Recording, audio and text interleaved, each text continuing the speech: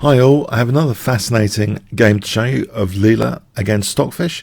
This was presented in the Leela Chess forums and the ID is 32566, so a very advanced 30 network. This game was presented by Kostas Oriopoulos. So we have d4 from Leela playing white, we have the Dutch defense, and we go into the Dutch Leningrad variation. This is a variation I've tried myself with black in tournament play, over the ball tournament play, and I've had mixed results with it. Sometimes you can win quite nicely with it. Queen e8 often prepares e5, e4. If black can get that in, there's a nice space advantage in the centre. But white plays now d5 to be able to take en passant if needed on e5. We have a5, knight e1, knight a6. Black uses that c5 square here, and that peg, that pawn stops b4 if that knight's going to c5. Knight d3 though discourages knight c5 for the moment. Bishop d7, bishop d2, b6 reinforces c5, so knight c5 is again possible. Now we see a curious move b3 as though the diagonal's been weakened, sort of baiting the mighty Stockfish. The bait has been put out for the fish. Okay, now here, interestingly, knight e4 was played. This possibly is a slightly controversial move. There are other moves which don't involve this invitation for potentially white doing something very clever here. Now in this position, white could play rook c1 but loses the dark square bishop, and this should be even for black. That dark square bishop without a counterpart is very nice on this diagonal. It should be fine. However, there's a surprise in store here. What do you think Leela played in this position? I'll give you 5 seconds to pause the video.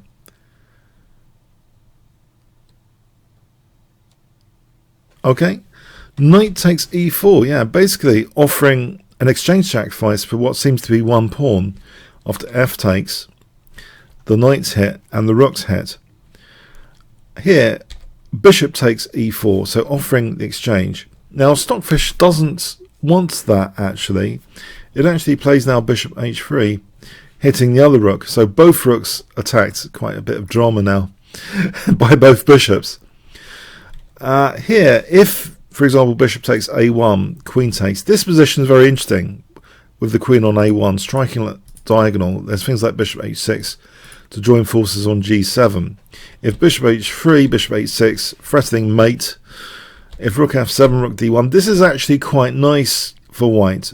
For example, bishop f3, knight takes, rook takes. This position, if we go all like this, all the way here, ends up where white can play something like g4, hemming in this bishop, and also hitting c7 here, and white's got a big advantage there.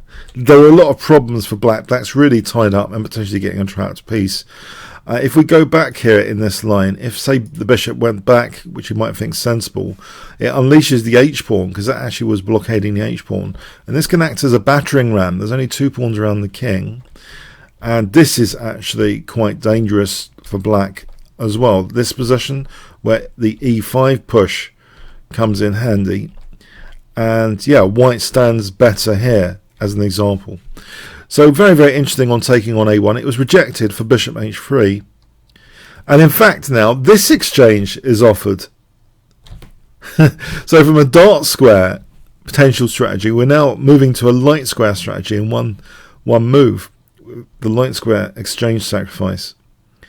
If the rook had moved here, perhaps black plays queen f7, doesn't take on a1, and here white has a small edge though.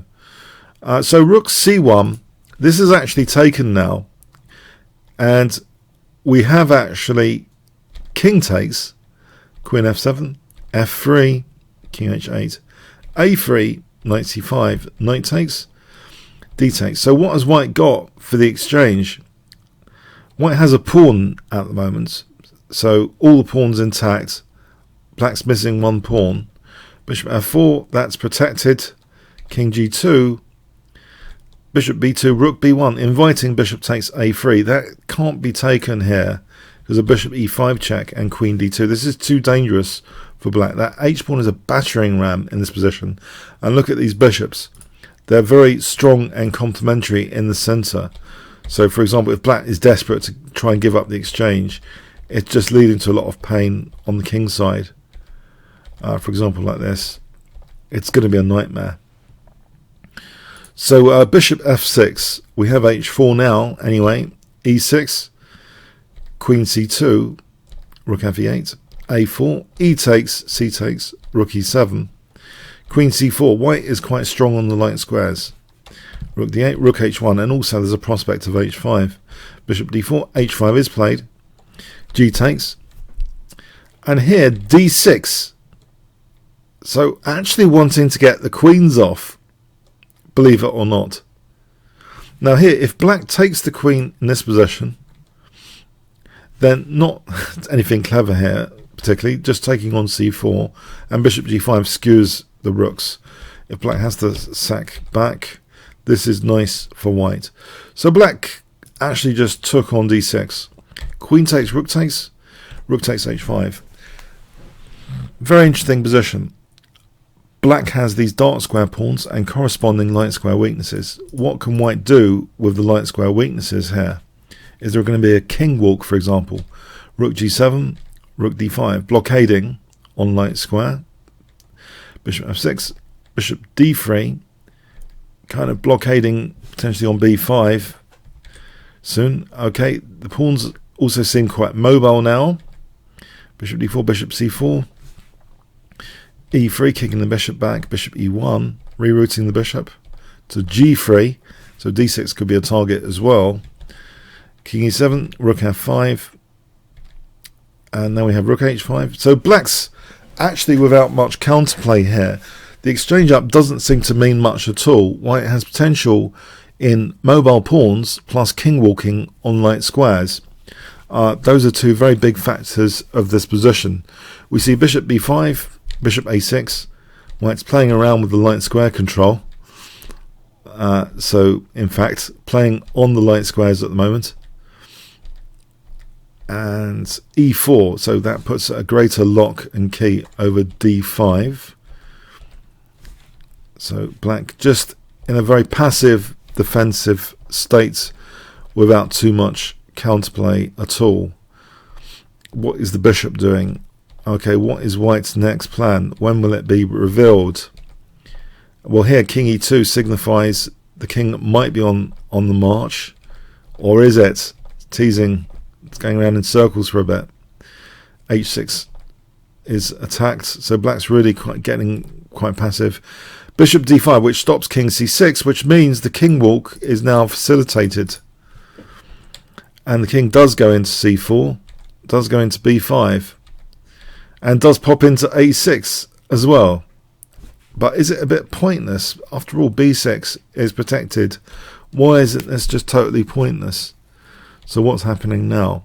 In fact, here there's bishop h4, and now black is compelled to take on h4. If bishop g7, f6, and then g5, exploiting the pin, the interrupted rooks, they're not protecting each other, and white's getting a massive advantage there. So it's taken, we're simplifying here, but you can see visually black is helpless here. White's light square strategy is pretty amazing here. The black rooks simply have no entry points into the white position. The king comes back, and now f6, f7. So what will the pawn be doing there? Is the king popping in to take on b6? Well, there's check and bit of counterplay. It doesn't actually. It does go to protect now. So yeah, the king didn't take there. Looks a bit dangerous at the moment. But yeah, now that's literally protected. g5, h takes, rook takes, king d7, and now rook g7, threatening discovered check, queening. That's blockaded. Rook g8, king c7, bishop e6, rook bd8, rook g7, rook b8, rook g6, rook h8, rook g8, rook f8, bishop c4, rook c8, bishop d5, rook f8, and now king a6. Where is this king going? Rook b8, bishop e6, rook a8 check, the king goes back, rook d8, bishop d5, rook f8, king a6, rook b8. It's here, interestingly, that white plays a key move in this position which furthers the advantage. Can you guess what white plays here if I give you 5 seconds to pause the video?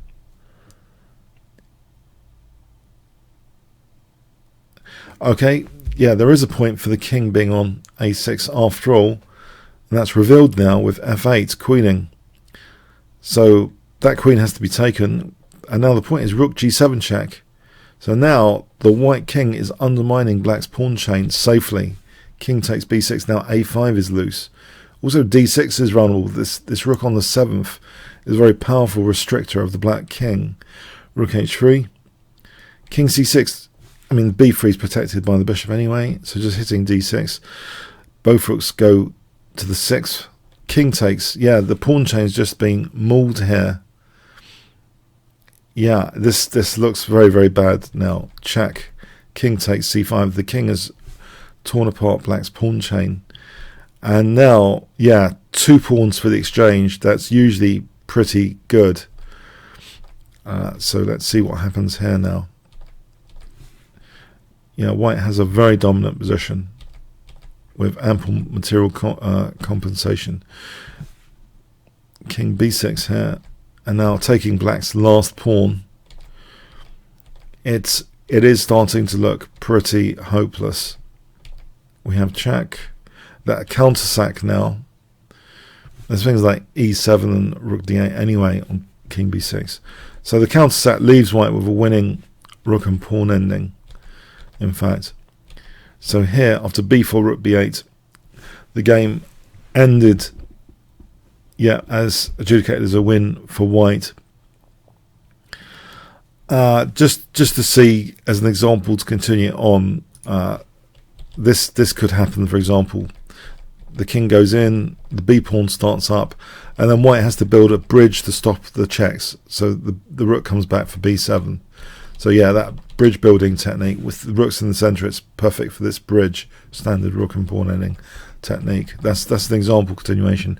But I'll take you back to the end of the game, and I'll just say the comments which really attracted me to cover this game. So Costas mentioned LC0 T30 has passed the self rating of 11,000. Watching the quality of games played, it is getting amazingly good at endgames too, with very, very good evaluation. Look at the following game. Masterpiece. Stockfish didn't understand it was losing in both the opening, the middle game, and the end game, in all of those areas. So yeah, very, very interesting game. I hope you enjoyed it too. If you enjoyed this game video, then please click on the top left box, which should appear shortly, to become a member at chessworld.net, play against other YouTubers. You can also check the YouTube analysis of this game and other games from the improved menu, Learn from the Masters YouTube order button. Comments, questions, donations, see the description. Like, share, subscribe with the notification bell, really appreciated. Okay, thanks very much.